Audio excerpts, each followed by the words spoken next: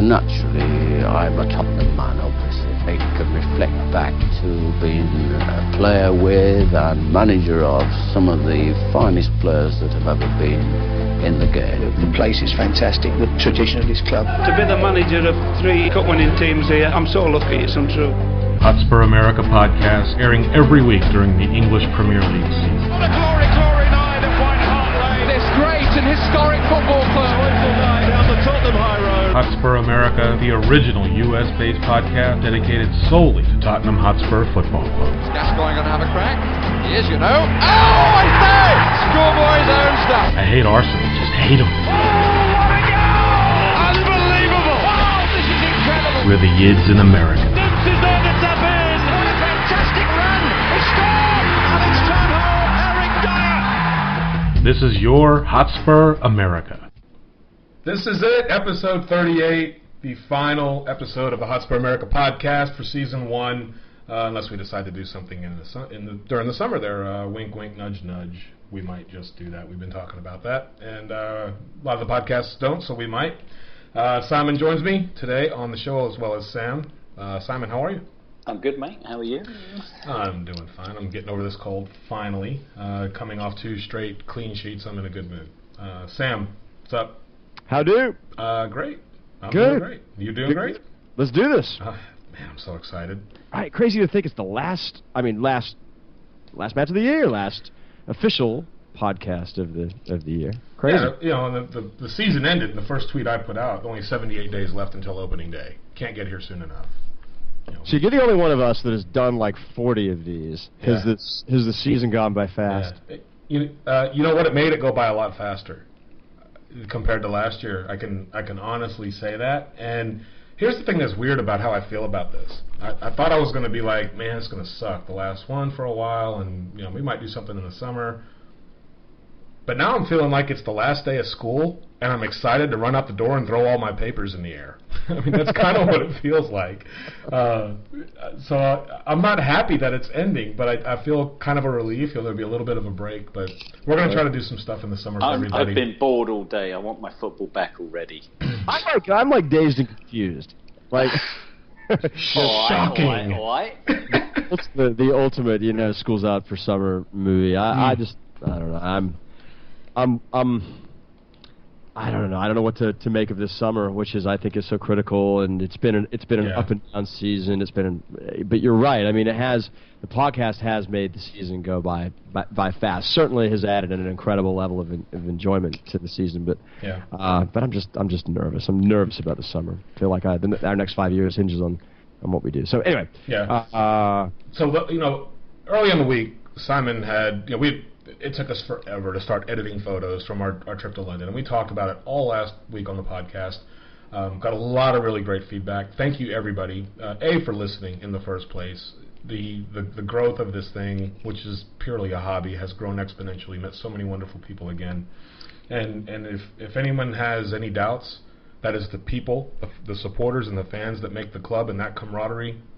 You're mistaken if you don't believe that. That is the truth. This is about the supporters, and it's about each other. So, yeah, we get a little pissy at one another at times. And social media wars are just the most retarded thing I've ever seen in my entire life. But it's fun to watch sometimes, to be quite honest with you. But when we were editing all our pictures and videos and things like that, Simon decided to go ahead and pop off and put out the one on the official Dallas Spurs supporters page. We have about a little over 13,000 people or 14,000 people that follow that page. And someone picked it up, and then Davey Elder picked it up and put it on a site. Ollie picked it up and put it on a site over on the Club That Bill Made Facebook page. And then the next thing we know, Simon, tell us what happened next. No. What? Well, yeah, Ollie and Davey did a great job sharing. It got over 200 shares. My phone blew up. I think I put it up on Wednesday. It'd been up on our closed members page, I think on the weekend after you had done, after we'd been to the lane on the Saturday. Right.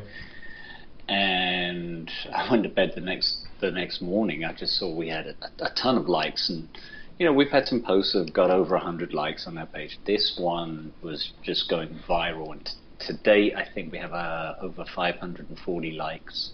It's been shared 214 times. Its reach is almost 800,000 people and 185,000 views, which is pretty phenomenal for a little iPhone video of Ken walking up the steps to see White Hart Lane for the first time.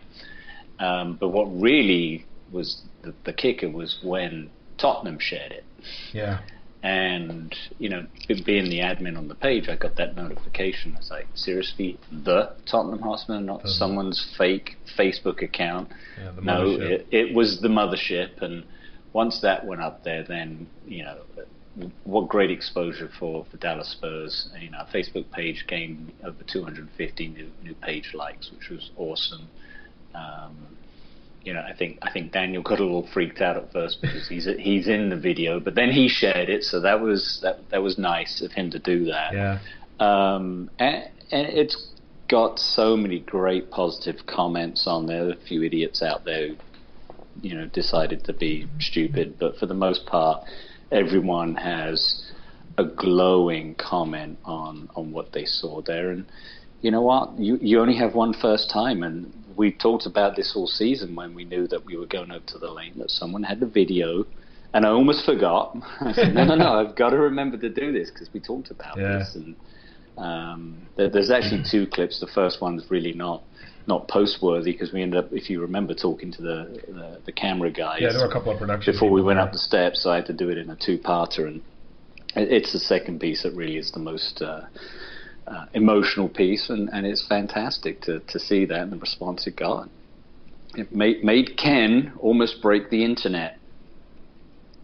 And not because I sat on it either. So No.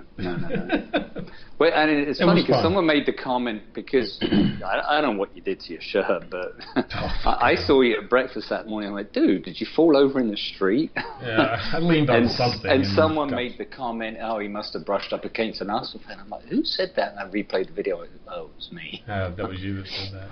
And I like that because I got asked, what the hell did you get into? I was like, I leaned up against an Arsenal. Because Daniel's trying to brush it off. Yeah, it's not coming off. Yeah. I got it out though. You just wanted tire tracks on the front, on the back, as well as on the front. Yeah, because when it runs over me, I want it to back up and make sure it just kills me for good, which is what Tottenham usually do. But yeah, so the video went mental, and I was honestly embarrassed by it. But again, you only get one first time, and to have mine documented like that, firstly, thanks, because I'll have that forever. Not everybody gets to have that forever when they walk in the first time and have somebody filming them, their dad or their uncle or a brother or wife or husband or something like that. So I thought that was really cool, and I'll get to keep that forever. But then the Everton match happened. We kind of let that simmer all week long, and then finally it was game day. We also had an end of year party that was going to be going on for the Dallas Spurs Supporters Club afterwards. And the very first thing that I noticed, because I got 14 points in my fantasy squad from Danny Rose last week, is that he's not in the squad because he got dead leg or dead quad or something. And then we're running a 3-5-1 formation, 3 at the back, and I was a little taken aback by that. I was somewhat excited by that because I really wanted to see what that would do against a decent squad. Everton's been playing not too shabby of late. So I wanted to see what the result would be, and for us to walk out of there with a clean sheet. And Hugo made a couple of really nice saves, and they were unfortunate with some of their accuracy from their center forwards and wingers. But what's your thoughts, Sam? I'm really interested in you because I know you're into formations and players and things like that more than the rest of us are. Well, it was just really showcased the talent that Nabil Bentaleb is. Wow, I mean, he was fantastic. It was a real joy to watch at left back. I mean, having to be put in a situation like that, yet look so confident. He was very creative at times. His body movement was extremely impressive. And I thought to myself, I mean, could that? Well, I mean, we don't need him. I mean, we don't need him there at left back. We need cover at right back. But yeah, I thought it was very interesting. It was a very interesting formation. It looked more.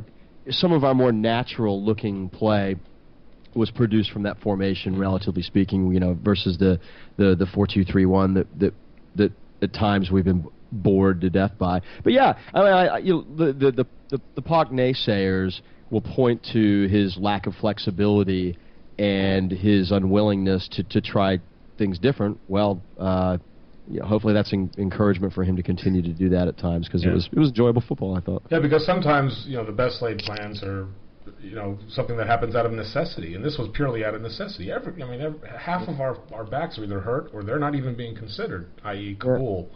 So you had to do something. What was interesting about that formation, Ken, was that they didn't put Vertonghen at left back. That's what I thought they would do. Yeah, and maybe give Yedlin a start, but I guess two things. Number one is he's just not ready, or they didn't want to put that kind of pressure on him to start. And there was something to play for there. Sure. So, and I guess they just didn't rate him to be ready for that opportunity. Yeah. To put him at right back. And Hugo, I thought his positioning was great. It was one of the things that really stood out for me is they had some pretty solid chances, and there was that one, I can't remember if it was late in the second half or early in the first half, where they had a little bit of a breakaway against the run of play. Yeah, Morales, and he just put it right into Hugo's belly.